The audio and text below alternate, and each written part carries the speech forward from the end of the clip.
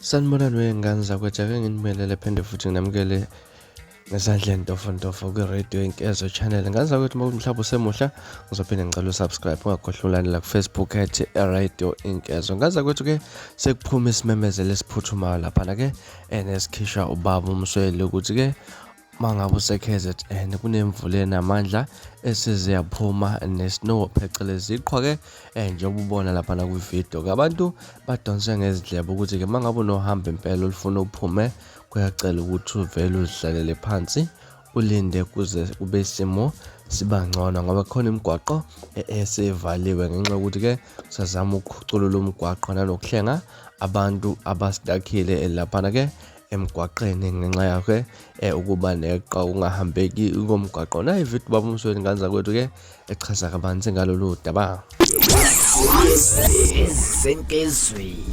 Africa my continent, Africa my home, Africa.